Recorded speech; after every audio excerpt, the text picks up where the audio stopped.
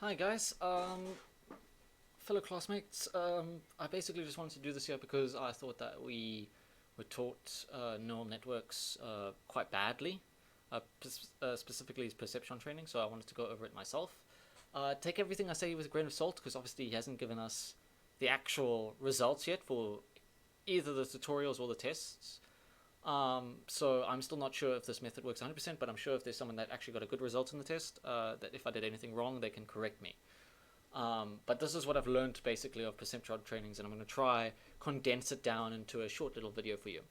So first, I've made this little cheat sheet here with all the different values and everything like that of all the different variables and all the calculations that you're going to need to calculate everything here, barring a few calculations which are quite simple. So alpha is basically the learning rate of the entire thing. It's almost always going to be 1 unless he tells us otherwise. If he doesn't tell us, just assume it's 1. It makes all the calculations a lot easier, as you can see here, plugging in the values. If it's just going to be 1, then you can just put it as t instead of having to calculate the thing. Anyway, moving on, the weight vector is basically how much each input matters to the whole thing. Is basically what you need to know about it to the end result. T is going to be a target vector, which is the desired output. If the desired output is within the class, it's a 1, and if it's not in the class, it's going to be a -1, which determines how much the thing needs to change by. So this will almost always be just 1 or -1 for perceptron network. For yn, it's basically the output that we actually get by going through all the inputs and adjusting them for weight and everything like that. It's the actual value that's get outputted. This then gets condensed into an adjusted output, which is either going to be 1, 0, or -1, depending on what we get. And this is going to be the value that's going to be targeted against t to see if they're equal. If they are equal, then you don't have to do anything for the next round, because that means that your weights are probably correct. For at least that particular input. But if they're not even, then it means that you need to do something, which I'll go over in more detail. How you get this y basically is it's quite simple. Basically say if the y input is equal to 0, then it's going to be 0. If it's greater than 0, y is equal to 1, and if it's less than 0, y is equal to -1, which is how you adjust that then. Then the bias, it's usually going to be 0. He'll tell us otherwise if it's going to be anything other than 0. It's basically just a value added onto the whole thing, which you can calculate by this thing here below. So set it to 0 at the beginning of the thing. So the bias new is equal to the bias old plus the alpha value, which is usually 1, so you can negate that, and then t. So what did you want to get, and then add it to the old b value that you had.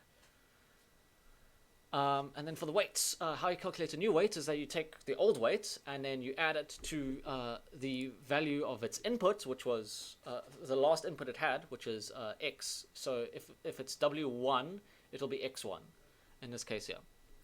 And then add that to the expected, and then times that to the expected output as well, which we'll go over obviously a bit more in the video. And then how you get the y input, which is it's basically just the bias plus the sum of all the values times their weights. So it's quite, it looks a bit complicated, but it's quite simple once you obviously get used to it. I'm going to be going over problems at 6 because I do not have the problem that was in the test. So this here, basically, let's see what it reads here. It says train a perceptron neural network to perform the following classifications, and it gives us 2 arrays that are in the class. What this means is that their output is going to be, their t is going to be 1. Okay? And then the vectors they give us 2 more arrays that are not in the class, which means that their t is going to be set to -1. That's what you have to know about that. So 1, 1, 1, 1. These values all correspond to an x value. So the first one is going to be x1, second one's going to be x2, next one's going to be x3, x4, and then you go on to the next one here, which is going to be your second input, which is going to be the x1 for the second input is going to be -1, for x2 it's going to be 1, and for x3 it's going to be -1, and then for x4 it's also -1. which we'll obviously go through when I go through the entire thing itself. So that's how you set it up. As you can see there, it says that the alpha is equal to 1. So that means that the learning rate is set to 1. And it says that all weights must be initialized to 0. This is common practice as well. Also, initialize the bias to 0 as well as a common practice too. If it even has a bias. Okay. So let's go across here to, you can see here that I've already got like the matrix and everything like that going. I can see here all the X inputs, 1, 1, 1, 1, which the layout there is input 1, which corresponds to this array over here. And we can see that I've set the bias to 0, I've set the output is equal to 1. Why is t equal to 1? Because it is in the class. You can see all the ones that are not in the class are set to -1. Now, I'm not 100% sure about the t value. It could be 0, but it didn't work for me as 0. It only works for me as -1. And then you have a look at the weights there. I've initialized all the weights to 0. And then we need to calculate. The first thing we need to do is calculate the output, which is the first thing that we do. So how do we do this now? Okay, so we look at this algorithm here. Yn is equal to b plus the sum of all w's times the sum of all weights times their values. The input values. So we basically just say b, what's b equal to? B is equal to, in this case here, actually let's put this on the lower line here so we can distinguish it from the actual output, unless we, yeah, I guess we can. Let's do that then. So we can say here b plus, and then what's the weight of the first x1? It's going to be x1 times w1, which is 0. So if you want me to do that out, it's going, well, I guess it's quite self-explanatory, so I won't expand that any further. Then x2, let's look at the next value that's coming up there. X2 times, what you can see is for the first round, it's going to be 0, right? It's always going to be 0 because all the weights are equal to 0, therefore all the outputs are going to be 0 for the first one. So we don't have to go through all those. But as you can see, it's going to get a bit more complicated as we go along the thing. And this here is all equal to 0, which means that the y input is equal to 0, which means that the actual y, based off this, as we can see here, is also going to be 0. So we're going to put it in there, 0. And we now look at is y equal to t? Our t is going to be 1, our y is equal to 0. No, that is not correct. This is just something else that you can do just to keep track of everything. If it's a 0, it means that you have to change it. You have to change the weights, which we're going to calculate now. So we're going to calculate the new weights below the thing now. Okay, so how do you calculate? Let's calculate the bias first, actually. We have to calculate the new bias and we have to calculate the new weights. So, how do you calculate the weights? Well, we look at the old weight, and then we add that to alpha, which is always going to be 1 for this case, so we can ignore it. T, which is the desired output, and then times that to the training value it got given, which in this case here, so we do here, what's the old one? The old one is going to be, the old b is equal to 0, and that's going to be added to t, which was 1, times the actual value that we got given, which is 1 in this case here. And this here is going to be equal to 1, which means that we can put here our new bias value of 1. So now we've calculated the bias. Oh, sorry, not t. That's yeah, I was calculating weights. For the bias, it's going to be the old bias, which is equal to 0, and then the t, which is equal to 1. So sorry for confusing you there a tiny bit. That's my bad. I was thinking of weights. Weights you calculate like that. So just to reiterate how to calculate b, basically you take the old input of b, which is, you take above, so it's 0, and then you add that to t. Alpha t more specifically, but alpha is always going to be equal to 1. So in this case here, it's just going to be 1. Let's calculate the weight of the first one here. So the weight is equal to the old weight, which is going to be 0, and then you add that, and it's going to be, this new weight is going to be x1, so it's going to be 1, and you times that by the value that we wanted to receive, which is 1 as well, which means that this new value is going to be 1. And we can do this for all these here. In fact, we can see that all of them follow pretty much the same thing. All these are equal to 1s, all these are equal to 0s, which means that they're all going to change by the same amount. So we don't really have to do anything spectacular for that. And now we have to calculate our new value now, our new y input. So we take the things, we take the new string now. We've got a new string, we've got a new input here, which we took from problem set here. So it's going to be this next array here is what we're testing. So what do we do here? We take the first x1 times, let's take the b. Let's take b first. So b, bias is equal to 1. So we've got a bias. And then we're going to say for the sum of the next ones. So it's going to be the bias, and then we're going to say, okay, for the first value, it's going to be -1 times 1, as we can see here, the weight. So it's the input and then the weight. For the next one, it's also going to be the input times the weight, which means it's going to be, as you can see, all the weights are 1, so we can just put in the input then. So it's going to be -1 plus -1. Which at the end of that long thing there, if I expand this a bit more, should give me an output equal to, let's see here, this one here shows equal to -1, so that cancels with that one there, that cancels that one there, the output is going to be -1.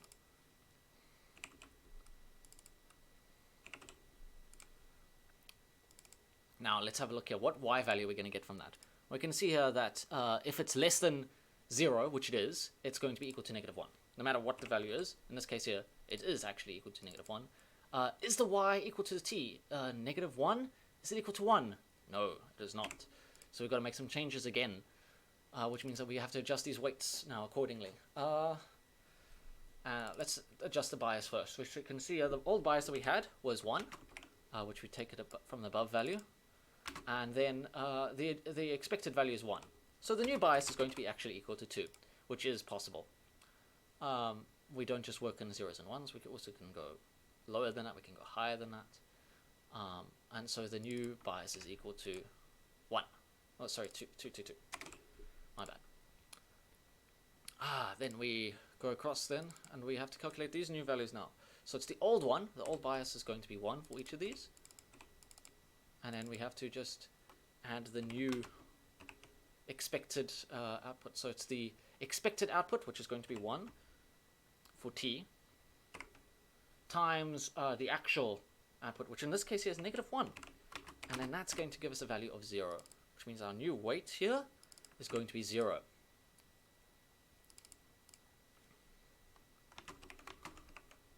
Same here for this one here, it's 1. It's 1 times 1, because we take the x input, times it by the value we expected to receive, which is 1 in this case here, which means that this one here is actually equal to 2, which is rather important here. And then this one here is going to be 1, and then you can see for both these ones here, it's going to be -1 times 1, so for both of these we can just say it's -1, which is equal to 0, and then we can basically copy paste this because it's exactly the same. And so this one here is going to be 0, 0. Now, we need to go back to start again. So for input 3 now, for input string 3.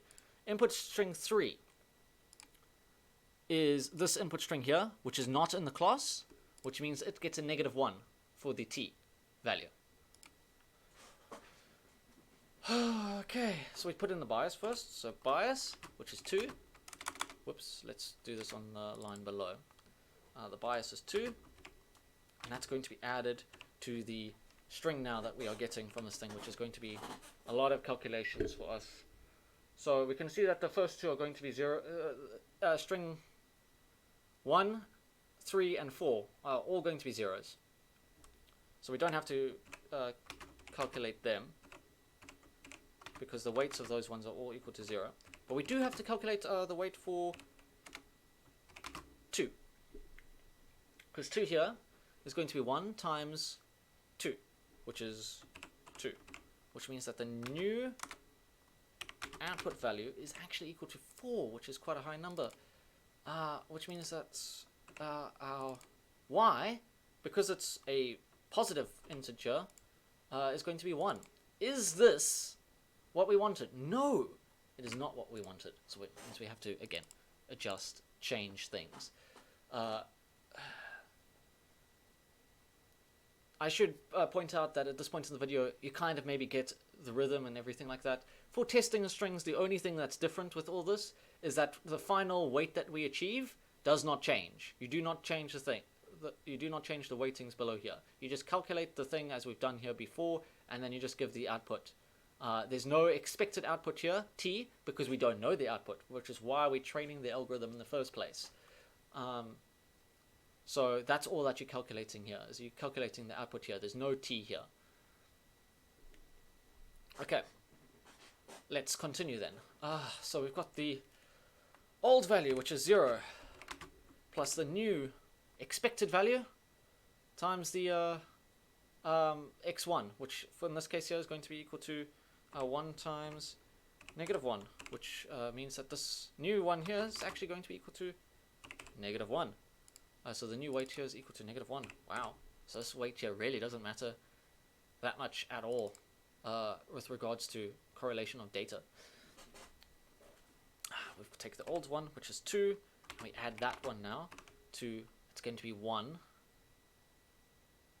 times -1. So it's actually going to be subtracting 1 here, because obviously 1 times -1 is equal to -1, which means that this one here gets lowered to a 1, which means that the weight for this one here is equal to 1. The weight here is going to be 0 plus the actual input that we received was 1, so it's going to be 1 times -1, which is obviously equal to, in this case here, -1, which means that this one here is going to be -1 again. And then finally, we've got 0 plus, and I believe this is 1, -1 times -1, which is the first time we've come up with this thing. -1 times -1, which is actually equal to 1.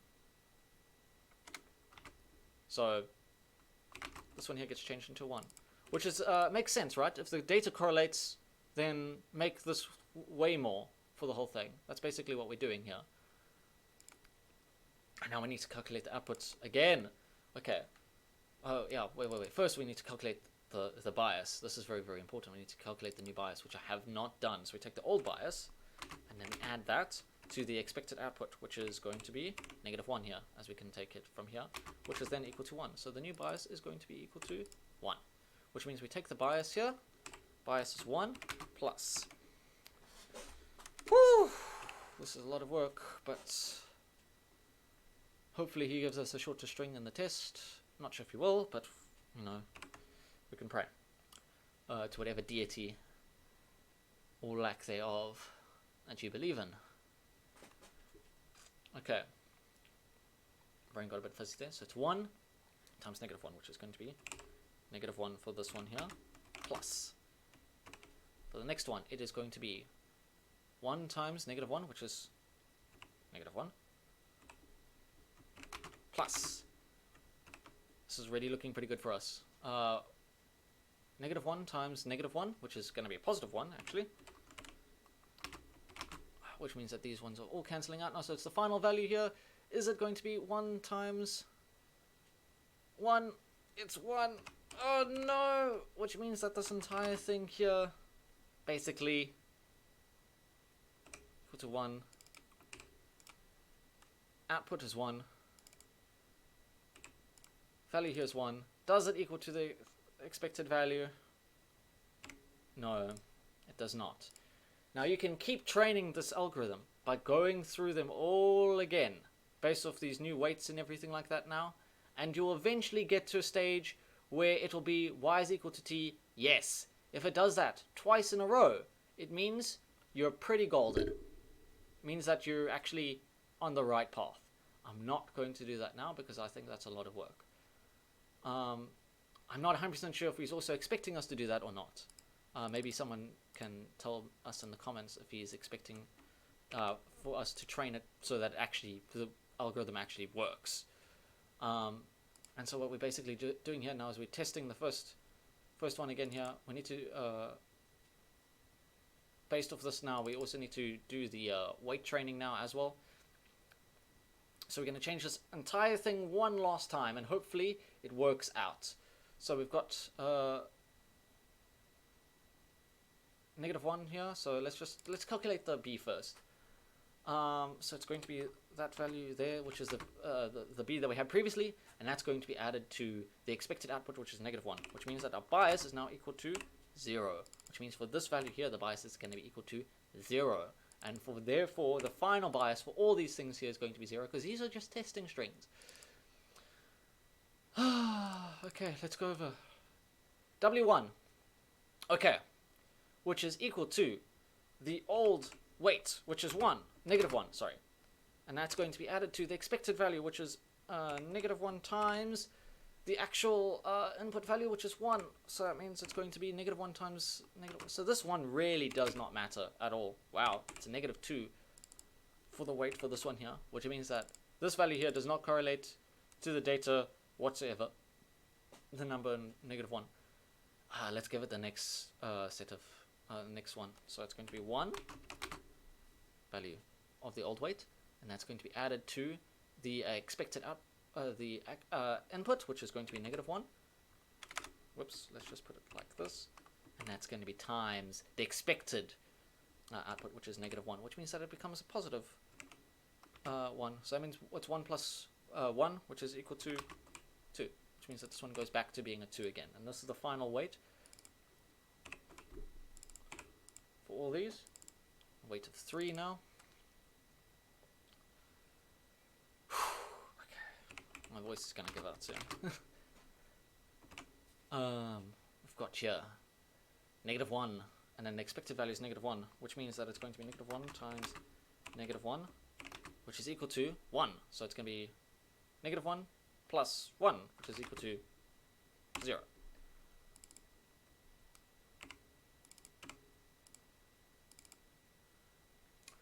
And then finally, okay, we've got here 1, -1, and then we've got 1 above it. So 1 plus 1 times -1, which is equal to 0. Whew. Okay, let's do some calculations quickly for this one, shall we? So we can test the first string here. 1 times the bias is 0, which means it's 0, plus 1 times -2, which is -2, plus 1 times 2, which is 2, plus 1 times 0, which is 0, plus 0, which is equal to 0. Means the output for this one here is going to be the expected output, which we know based off this thing here. Actually, if you look at these two strings, they equal. So that means technically this expected output's meant to be 1. It's not. It's 0. Which means that we did something. Either we need to go through the neural network a couple more times, or just we haven't trained it enough, basically. Or yeah, that's basically just what it means. It doesn't necessarily mean we've done anything wrong. It just means that the neural network needs to go through a couple more iterations of training and needs more data. Is basically what we're saying here. Because when we set the initial weights to 0, it's not giving us anything. Which means that if we do have to go through all this again, it'll get smarter and smarter, and it'll get closer and closer to the actual answer as we go through here. Which means that the y input is equal to 0, which means that the actual output is equal to 0. Which again is possible. And then we go through we test the next one, which is equal to this value here. So this one here will actually be correct, because if we just, it takes the same strings here from this one here, which we've adjusted for the weight accordingly. So I'm not going to go through it, but if you do have to go through it, like -2, it'll be -2, -2, and then plus 0, so it'll be -4, which is actually a negative value, which would actually correlate quite well with the whole thing. Anyway, I hope that's helped. If it helped at all. Hopefully, anything I did wrong is marked out in the comments. But this is what I've learned so far from both Unbun's lectures and then obviously looking at a bunch of videos online. Yeah, I wish I could give you a better, more accurate version of how to do this, but I don't have the information. So hope you good luck for the test, guys. I can do more videos like this if you want me to, but it takes a lot of time.